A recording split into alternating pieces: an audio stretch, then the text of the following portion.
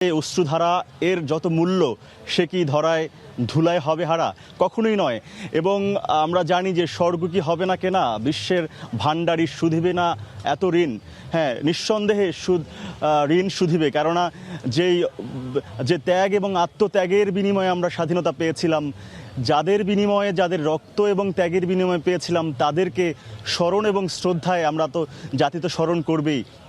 প্রতি বছর এই দিনটি আসে এবং নবায়ন ঘটে চেতনার, যে চেতনা 1971-এ ধারণ করেছিল বাঙালি এবং একটি যুদ্ধে ঝাঁপিয়ে পড়েছিল। 30 লক্ষ মানুষ প্রাণ দিতে এতটুকু দ্বিধা করেনি।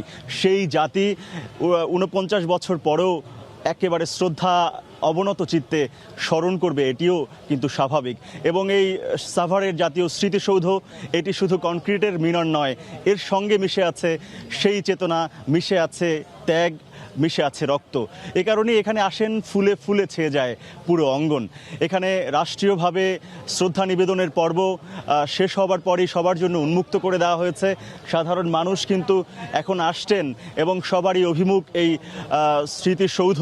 এবং যারা আসতে পারেননি তারাও নিঃসন্দেহে শ্রদ্ধা অবনত আছেন, তারাও নিঃসন্দেহে স্মরণ করছেন 49 বছর আগের এই দিনটিকে, যে দিনটি পেয়েছিল একটি 1000 বছর ধরে যে আকাঙ্ক্ষা ছিল, 1000 বছরের যে স্বপ্ন ছিল, সেই স্বপ্নের যে বাংলাদেশ, সেটি পাবার দিনটিকে নানাভাবেই স্মরণ করছে বাঙালি।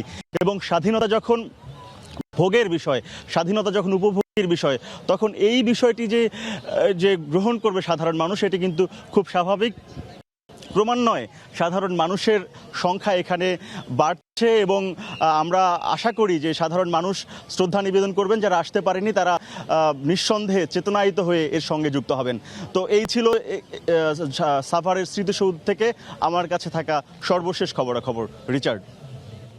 মহান স্বাধীনতা দিবসে সাভারের জাতীয় স্মৃতিসৌধে সর্বস্তরের মানুষের ঢল নেমেছে, সে খবর জানাতেই আমাদের সাথে যোগ দিয়েছিলেন সহকর্মী তরিকুল ইসলাম সৌরভ।